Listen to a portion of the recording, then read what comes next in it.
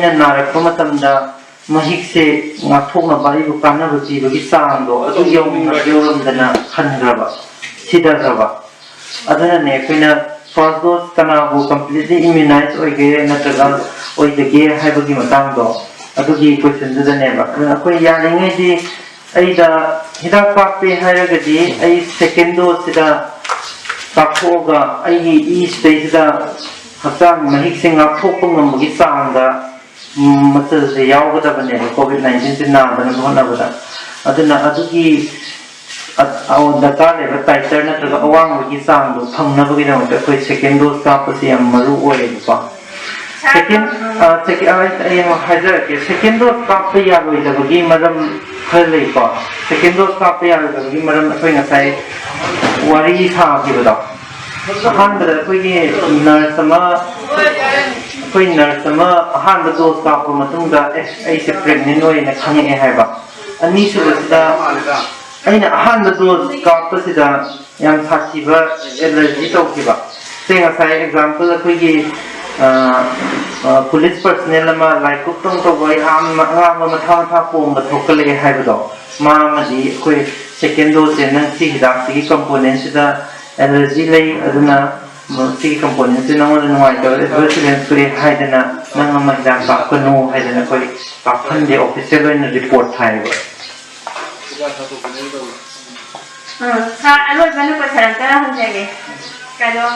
अखोई first second dose अनी gap से 28 डेज है अदो मसीगे मनुंगदा 28 डेज हेंदोखरगा मतम खर लेरगा दे दो कापन यारिब्रा वैक्सीन दे सेकेंड डोज होय मसीगे क्वेश्चन सिसु याम चुम्ब क्वेश्चन ने से सरकार की गाइडलाइन से अनीरक थोकना थोकरे अहानबदा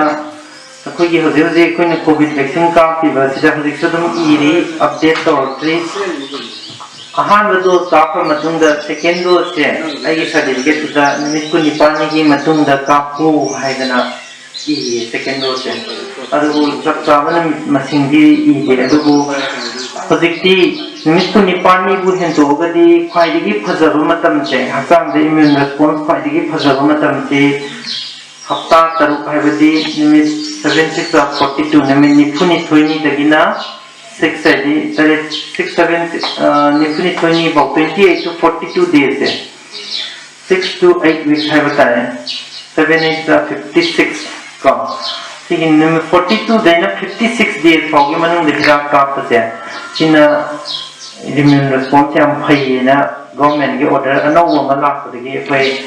निमित को निपानी हेंतोगसु यम चावो मार्जिन नमा लेरे कोई था अनि भाव मनुंगदा था अमा मखाई हेक सुरक्तदगी अनि भाव के मनुंगसे सिदै हिदा कापसिना फाइदगी ओइना फेवरेबल ओइबा मतमनी हाइदना हेना सुनबा तानबा मतमनी हाय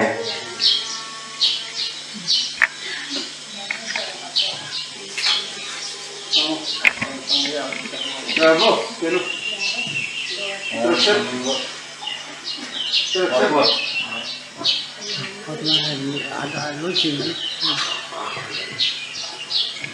सर वहाँ अंतर हजाओगे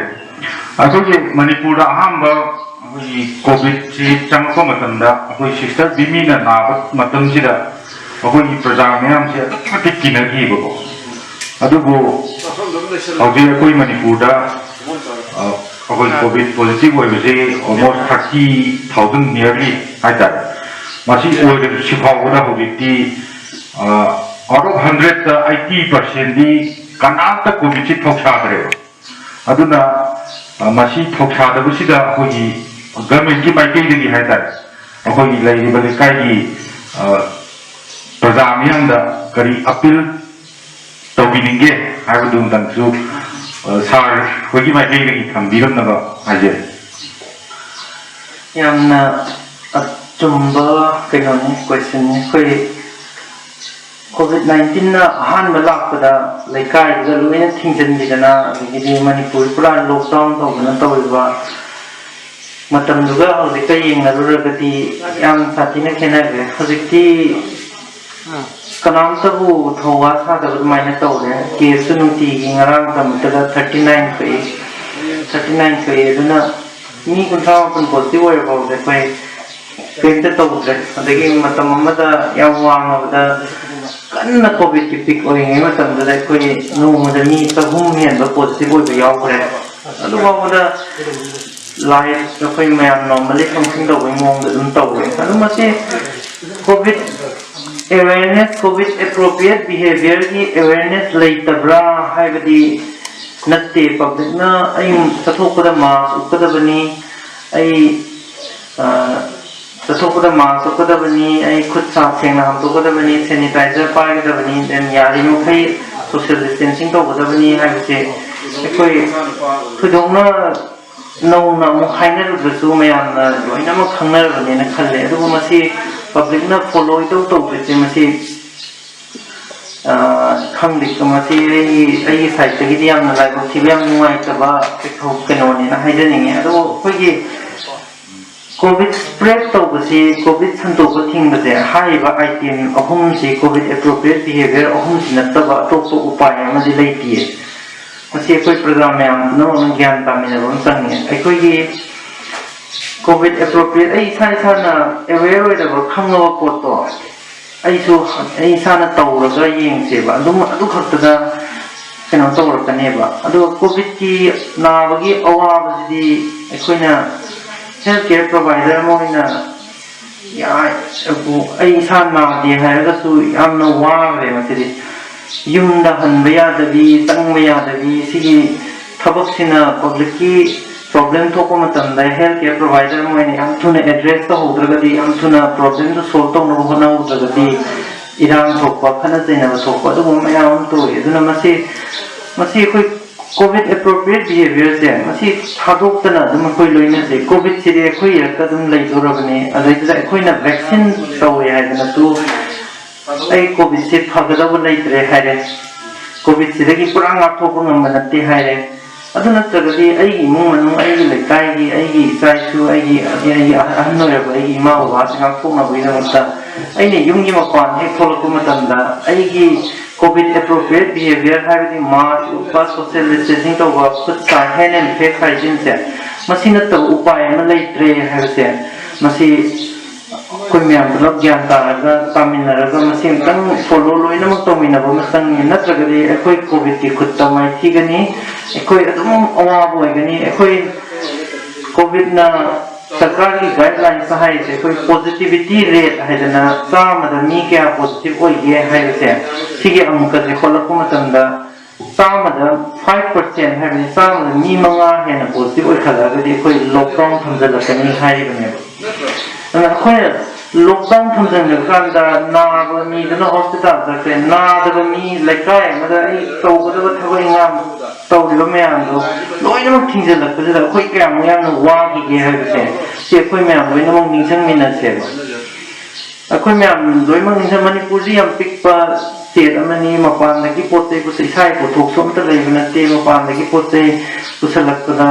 लोइनमक डिपेंड तौबनी अदुना मसिगी अवाब से खोइना लॉकडाउन तौसलगदि कोविड एप्रोप्रिएट बिहेवियर से खोइना थागोन न चत्तबना मरम ओइरगा केस से याम हेंकलाबा केस हेंकला मतुंग खोइना लॉकडाउन तौसलगदि अखोइ से क्याम याम वागदगी हाबसे से खोइन तंग तिन योथरगा खंदमिनसी अदुगा खोइ कोविड एप्रोप्रिएट बिहेवियर से सिनत्तना खोइ कोविड तगी ngathokpa उपाय में लेती है बसिमदी कोई लोइना कौमिनरोइसी सोइंबा मसी हाइबेंद्रगदि कोई कोविड की खयात तारने कोई म्याम से लोइनमक अवाब तादोरिबने हबसे मसी तंगी कोई पुलप निंजन मिनरगा कोई कोविड एप्रोप्रिएट बिहेवियर से एकदम कोनरगा तसी हैदनी म्याम दा अपील तौजगे अदगी सागी अखोगी कोविड हाइसी अहामद लामे अदुगा कंट्रोल खरा मखै तौरो मतुंगदा अमुक हजिसी कोविड की सेकेंड वेव न लाइने कोसा लाइसिदा आइना खंजदीदी मसागी अहामद लाम अखोगी SARS-CoV-19 से सिजिगा हंतक की सेकेंड वेव त लाइबा महिक सिगा अनिजिगी मपांगन जी खेनाबा लेब्रा लेतब्रा दुम तंजु साना तंबिरंग होय मसी हौजिक से कोइदा इंडिया दा खंगिबा हाइबा तारे हजि मफम खुदिमुदि तो वायरस सिदैदा मसागी वायरस हाइबा महिक सिदा मसागी मपांगल म लेये अइना मासे याम थुना अइना मंगोंदा खुद थागा मा सिदनबा उपाय मा थीरगा मा हिंगना होनजबगी केनोसे मपांगन मा नेचुरली ईश्वरना पीबा पांगन मा याम लैगी मासे मसिबो कोइना टेक्निकल टर्म म्यूटेशन ना हाइसे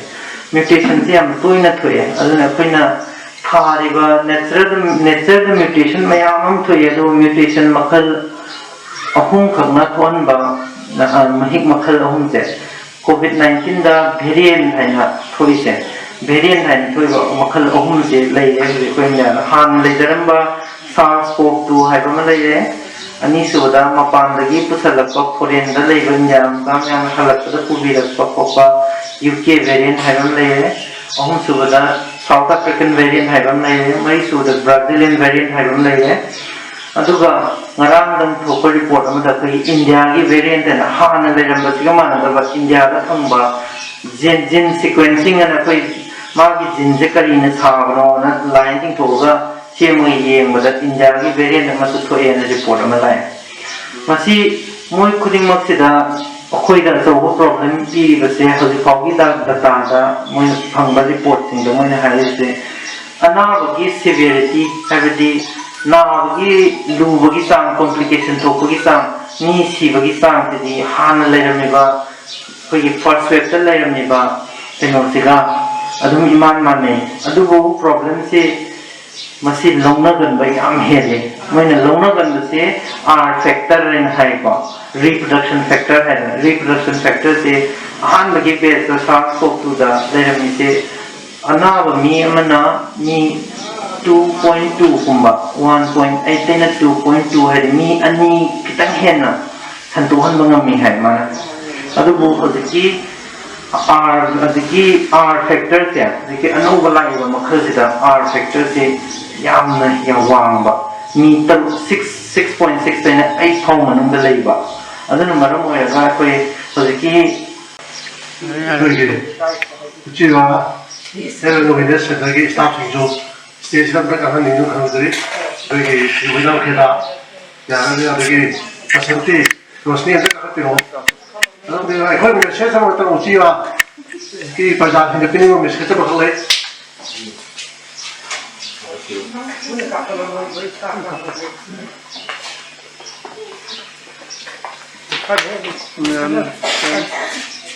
यानी अन्यथा इसलिए आदम ने काफी इकोई बरु ना पिनिंग में मेसेज हां बदा इकोई की युमदा यारी वे कोई खुसा से नाम दो पियो मिया में ले रो मतंदा होम लगी ना फिटर होगी लाग ले दियो हाय बसी की हमारे से या तने पिनिंग जी मां को काउ बिगनो सत को धोप दा मां को cow बिगनो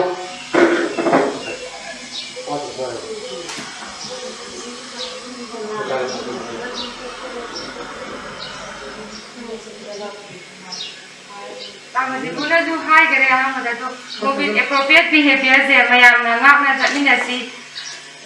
ma pan tho ko khut sa se ngam do pi ba mask upa mayam kun bada yaw biu da ba si gum mayam na se adum mayam follow do biu uchi wa gi pa sa mayam je ai na hek si da le jara photagi mayam ki cooperation adum phangi adu uji chu si ki COVID appropriate behavior se adum tawna ka mate mayam na follow do biu aduga COVID vaccination je 45 ki mathak kai je loina kathok minasi kathok ta ba mayam su mayam PSC mayam khas da Wednesday amasung Saturday da adum kapi mayam ka minasi asi higher relation da Thank you. Board of Kings and TV Ramat. मसीगे थोड़ा मसी मकों हारा प्रेरणे जाना मते पांगी तो का हाना सकतरी पर मसीगे दाई तो फंबीरी बा आइगी यमु आइगी रांची इंद्रजित बो तो खै लेतना इकोगी नसीगे शिलांग से सारुया बिवे तो मक्ता मतलब हतम काय ठोकयो जो खजरी अदुगा इकोगी मया इफाक्ति सिगे मोइचा इकोगी सु इस्ताब कोंबीरी बा साना तेलो मतमदा मसीगे सागी प्रोग्राम से याद में हम हम बरिदनी साजी kan na haje bedagi lapone goi di program si soira da yo ba kanu rabne to sala hanna na goi na haje bedagi lapone di kamata to khai le da halatari no no dai da 빤답빤답 야우드나 똥콘이구나 이거 ngasi thormasya pumphana hogotbagidamata club amadi organization amadi che chale ko istapo ko leader chari thank you all nok video ju pumphana unsinu shana thorok to mo bagi pang pinu boisano